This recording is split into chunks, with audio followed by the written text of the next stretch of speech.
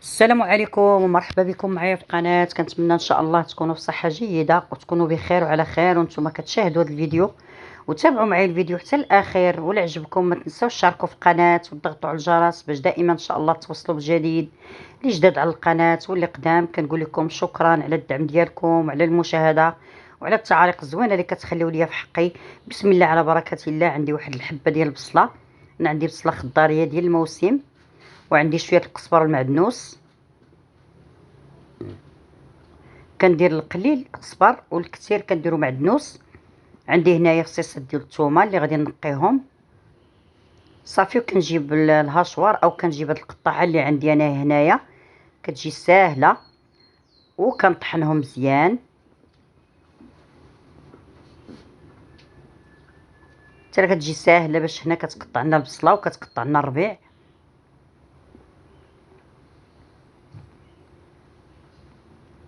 هما الاولين كنوجدهم، نتوما شفتوا معايا.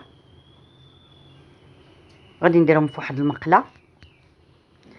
هاد الوجبه راه حتى لاخر لحظه وجدوها البنات، راه ساهله ما كتجيش واعره، دغيا كنوجدوها.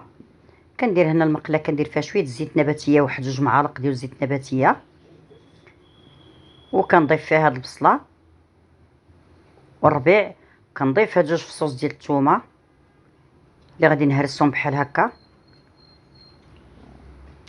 انا الثومه ما بغيتهاش هكا تفروش، ما درتهاش في القطاعه يعني، طحنتها احسن، هرستها في هاد الهراسه ديالها صافي. كنسرحها كنخليها كتبدا تشحر. حنا كنبغيو هكا نشحروا البصيله. عندي 2 حبيبات ديال الفلفله حمراء كنقطعهم هكا على شكل مربعات صغار.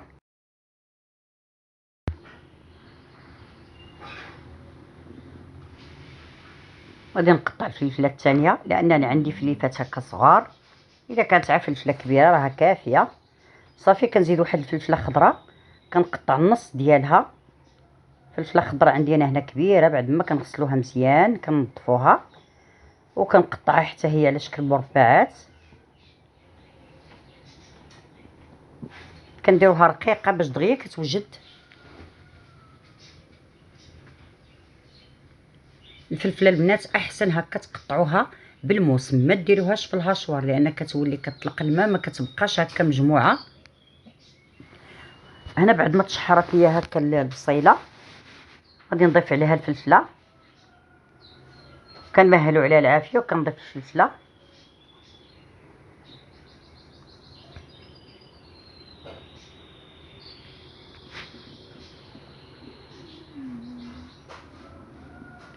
وكنحركها مزيان كنخليها كتشحر مره مره وانا يدي عليها مره مره، وكنقلبها هكا باش ما كتحرقش.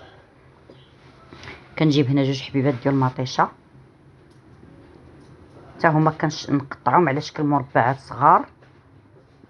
كما قلت لكم راه اسهل اكله يمكن لينا دغيا نوجدوها في ظرف واحد 15 دقيقه ولا 20 دقيقه، راه كتكون الاكله موجوده. حنا البوطه حدانا هكا كنشحروا وكنخدموا، يعني انا كنشحر فيها حاجه حاجه وانا كنخدم بحال هكا. كيف ما قلت لكم راها ساهله.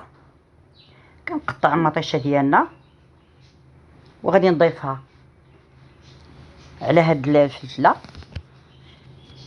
كنزيد شويه في العافيه، كنجهد شويه النار صافي. كنضيف عليه مطيشه،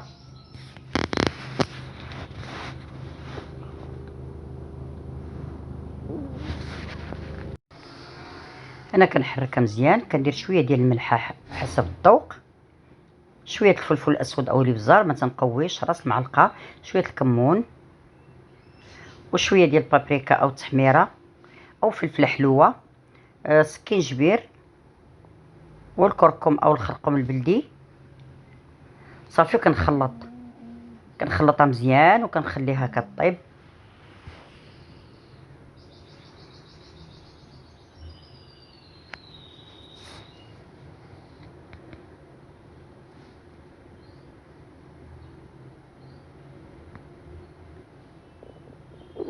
ديك المطيشه خصها هكا تكون مهروسه طايبه.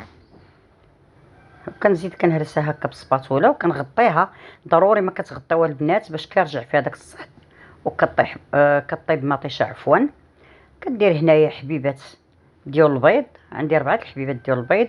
كنت غادي ندير 3 ولكن لقيتهم صغار. درت الملح حسب الذوق، شويه البابريكا او التحميره، شويه القزبر يابس، وشويه ديال السكينجبير.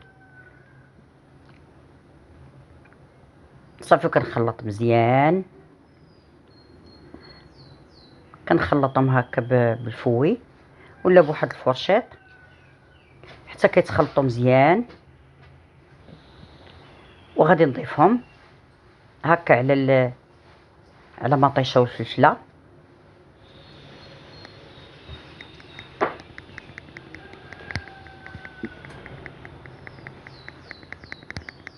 هكا كنزيد عجبنا هكا مطيشه والبيض، كتزيد تعجبنا وكتزيدها اللذه.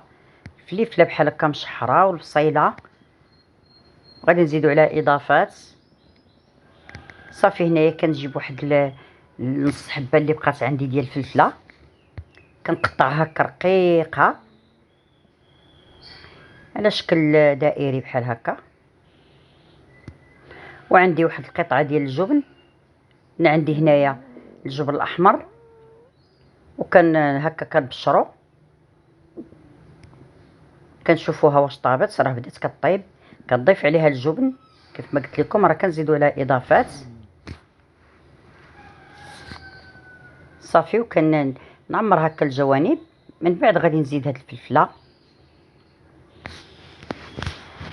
اسهل وجبه يمكن لك توجدي هاد الفلفله بحال هكا، كتجي كتعطيها منظر اولا، وكتزيد هاد السما. يعني الفلفله زوينه هادي كتبقى من الفوق كتجي طايبه لانها مرقينها. وكنزيد زويتينات هكا كنقطعهم. انا عندي الزيتون هكا بالعظم قطعته وضفتو هكا من الفوق. كنزيد شويه الزعتر. قد ما كنزيدو على اضافات كتجي تعطي لذه.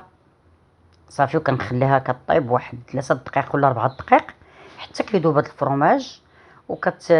الفلفله كتدخلها شويه الصهد باش كطيب. صافي وهنا كنكونوا وجدناها بالصحه والراحه. وما نقولش لكم كيفاش جات البنات، كتجي من اروع ما يكون، كتجي لذه